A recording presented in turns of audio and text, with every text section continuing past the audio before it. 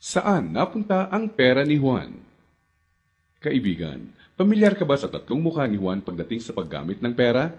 Alam mo bang may pagkakaiba sa ugaling pinansyal si Juan mahirap, middle class at mayaman?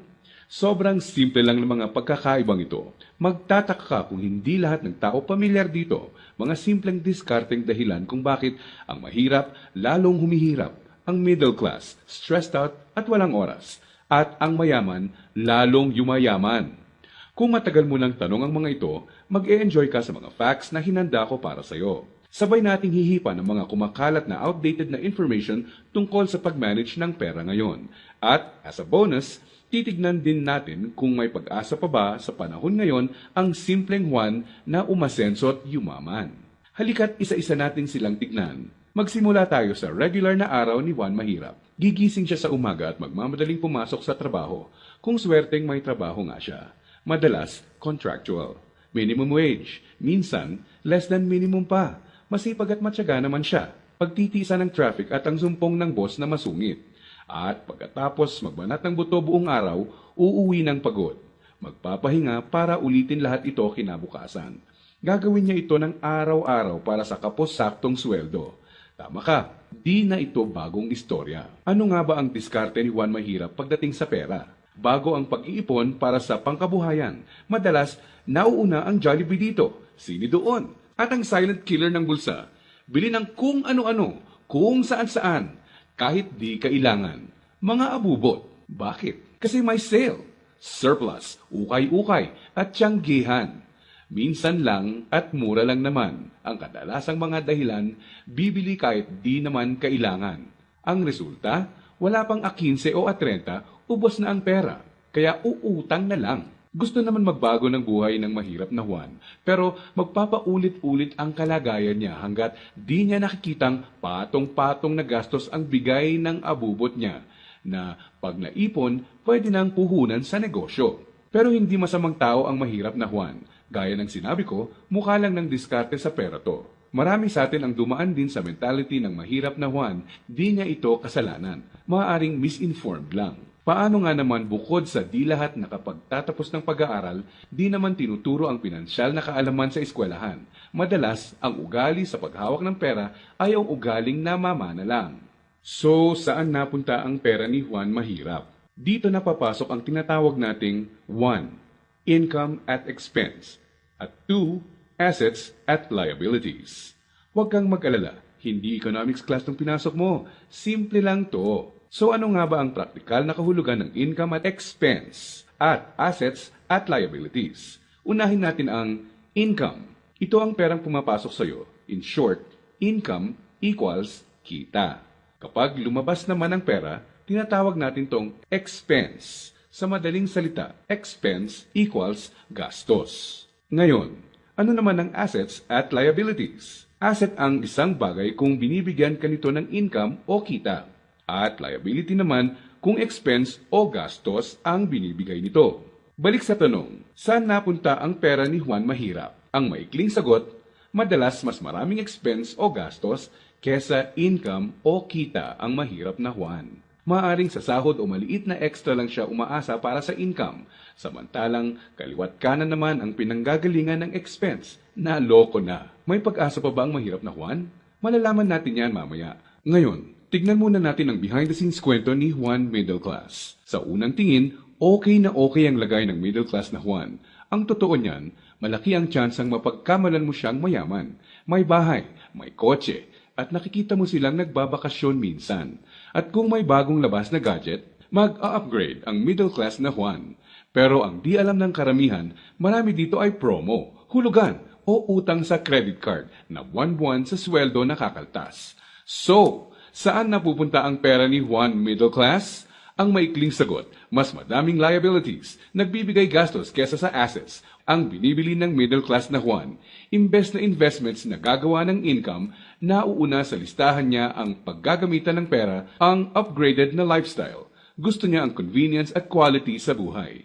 Tingnan nating halimbawa to. Kung traditional economics ang pagbabasehan, ang kotse at bahay ay madalas na sinasabing assets. Sa praktikal na buhay ni Juan, masasabi nating outdated na ang pananaw na to. Sa definisyon natin ng asset, ang isang bagay ay asset kung gumagawa ito ng income. Pero madalas, pagka down payment mo ng kotse, bahay o alahas, money out agad.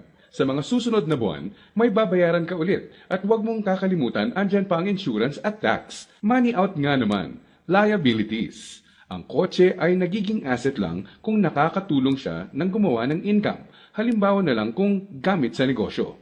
Ang bahay ay pwedeng maging asset kung paparentahan mo ito, lalagyan ng mga produkto sa negosyo or storage. O di kaya'y kung nagba-buy and sell ka ng bahay at mabibenta mo to ng mas mahal. So bakit walang oras at stressed out si Middle Class 1? Para mabayaran ang mga liabilities, kailangang mag-overtime, kumuha ng mas maraming trabaho at maghangad na ma-promote ng middle class na Juan kung siya ay empleyado. Para sa mga professionals at self-employed, kailangan nilang kumuha ng mas maraming kliyente o projects. In short, kailangan nilang ibenta ang oras at skills nila ng higit pa sa ginagawa nila dati nung wala pang liabilities para kumita ng mas malaki. Tulad ng kalagayan ng isang doktor. Kung hindi niya sisiputin ang pasyente niya, wala siyang kita. Dito mo na makikitang may lumalamon na sa oras ni Juan Middle Class. May mga celebrations sa family at friends ang di na niya ma-attendan. Kaliwat ka ng stress na ang kapalit ng upgraded lifestyle ni Middle Class 1. Para sa kayod kalabaw na discarding to, gugustuhin niya ng reward, tama? Kaya mas madalas na siyang mag-taxi, kahit pwede namang mag-jeep. Starbucks coffee na, dati okay na ang 3-in-1. Sa restaurant na mas madalas kakain, kahit pwede namang sa bahay. Ilang halimbawa lang ito. Sa oras na maisip ni Juan Middle Class na magnegosyo, ang kita niyang pangpupuhunan sana, pambayad sa liabilities na pupunta. Kung tatanungin mo siya kung anong gusto niyang baguhin, madalas sasabihin niyang ibalik sa kanya ang oras niya. Mabait si Juan Middle Class. Gusto niya ng maganda at komportableng buhay para sa pamilya niya. Magaling din siya sa trabaho o sa propesyon niya. Sa kasamaang palad, pagdating sa pinansyal na mindset, may outdated advice at information siyang dala. Ang dating akala niyang assets ay liabilities na pala. May pag-asa pa ba si Juan Middle Class? Malalaman natin yan ilang sandali lang. Ngayon, tignan muna natin ang sikreto ni Juan Mayaman. Alam mo ba na madaming Juan Mayaman ang mga self-made? Ibig sabihin, bunga mismo ng sariling pagod, sakripisyo at tiyaga ang tinatamasa nilang tagumpay. Simple lang kung susumahin mo ang lifestyle niya, may time and financial freedom. Maluwag ang buhay kung may kailangan. Choice sila kung ano ang sasakyan nila, saan sila titira, sino ang makakasama at makakatrabaho nila, kailan at saan sila magbabakasyon, at iba pa. In reality, mas madami din silang tsansang makatulong sa kapwa, gaya ng pagdodonate sa charity at pagsali sa outreach programs. Balik tayo sa tanong, saan napunta ang pera ni Juan Mayaman? Kapag may perang hawak si Juan Mayaman, sa asset niya ito dinadala. At sa asset na ito ay kikita pa ng mas maraming pera para sa kanya. At ano naman ang gagawin niya sa bagong kitang ito? Tama ka, i-invest ulit niya sa ibang asset pa. Ano ba ang mga examples ng asset na ito? Andiyan ang investments, apartment, or kotseng pinaparenta. Ang edukasyon, seminar, tradings at iba pa na magtuturo sa iyo ng skills na kaya kang bigyan ng kita ay asset din. Sabi nga ng isang bumper sticker, if you think education is expensive, try ignorance. Ibig sabihin, kung tingin mong mahal ang edukasyon, subukan mo ang kamangmangan. Assets din ang mga negosyo, lalo na ang mga kumikita ng passive income. Paano ba napagtatrabahuan ni Juan Mayaman ang kanyang time and financial freedom? Ang sikreto? Passive income at leverage. Sa practical na ibig sabihin, ang passive income ay income na pumapasok kahit tapos na ang malaking parte ng trabaho mo dito. Konting oras na lang ang kailangan ni Juan Mayaman para i-maintain ang asset niya. Kahit natutulog siya, pumapasok pa rin ang kita. Hiramin naman natin kay Robert Kiyosaki ang ibig sabihin ng leverage. True leverage is the ability to do more and more with less and less. Ibig sabihin, ang tunay na leverage ay ang kakayanan na gumawa ng mas maraming gamit ang mas kaunti. Para mas madali nating maintindihan, gamitin nating halimbawa kung paano nagsimula ang isa sa mga pinakamalaking drugstore sa bansa. Marami ang nasira noong World War II. Pagkatapos nito, kinailangang mag-rebuild ng mga tao. Dito na papasok si Mariano K. Napansin niya ang mga demand sa isang uri ng antibiotic na tinatawag na sulfa drugs. Paano niya nalaman? Ginamit niya bilang leverage ang natutunan niya bilang empleyado sa isang drugstore bago pumutok ang World War II. Nung mga panahon noon na nagsisimula ulit ang lahat at kahit naman ngayon, ang taong may enough information kesa sa iba ay nakakalamang. Gamit ang 100 piso, bumili siya ng sulfathiazole tablets at kumita sa paglalako nito. Ginamit niya mga unang kita niya para bumili ulit ng mga tableta na ilalako. Hindi niya ginasto sa liabilities at abubot ang mga sumunod na kita. Nag-ipon siya at gumawa ng kariton. Ginamit niya ito para makabenta ng mas marami pa.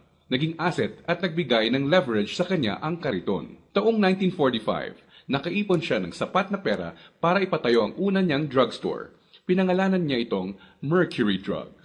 Ngayon, kahit natutulog si Mariano, may humigit kumulang 900 na branches na at 11,000 na empleyado ang mga nagtatrabaho para sa kanya. Leverage. Dahil dito, pumapasok pa rin ang passive income sa kanya. Pwede mong gawin ang ginawa niya. Gamitin mo ang pera mo sa pagsisimula ng pagkakakitaan. Andyan lang sa tabi-tabi ang mga negosyong kayang magbigay ng passive income at leverage sa iyo. Gaya na lang ng experience ko. Di ko inakalang isang maliit na flyer lang na inabot sa akin sa mall ang magiging tulay para sa isang negosyong nagbibigay passive income at leverage sa akin. Naging ugali ko na i-prioritize sa mga pagkuha ng assets bago liabilities. Ano ang konklusyon natin ngayon na magpapayaman sa iyo? Intindihin mo to, hindi lang ang pagkakaroon ng pera ang nagpapayaman sa tao. Para hindi ka matulad sa 70% ng lotto winners na lalong nagiging mahirap dahil sa maling diskarte sa pera. Dapat, alam mo kung paano at saan gagamitin ang pera pag nagkaroon ka nito. Dahil sa internet, mas madali nang maghanap ng negosyong simulan sa maliit na capital at pwedeng palaguin para bigyan ka ng passive income at leverage. Ang importante, kailangan mo silang hanapin. Kailangan mong maging open para tumingin-tingin at kumuha ng idea at pag nakakita ka, pag-aralan at i-research mo to. Nandyan lang sila. Kailangan mo lang bigyan ng chance ang sarili mo na maging in the know. Ibig sabihin, kapag andyan na ang pagkakataon sa harap mo, alam mong di mo dapat palagpasin to. At sa pagkakakitaang papasukin mo, ipunin mo lang ang income mo. Gamitin mo to para palaguin pa ang assets mo hanggang ang kita ng assets at negosyo mo kahit di mo na directly pinatatakbo, ay nagbabayad ng bakasyon, gadgets, kotse, at bahay ng pamilya mo. Gaya ng mga self-made na Juan Mayaman, kaya mo itong simulan. So, si Juan Mahirap, unang binibili ay ang mga abubot. Si Juan Middle Class, unang binibili ay liabilities. At si Juan Mayaman naman, unang binibili ay assets.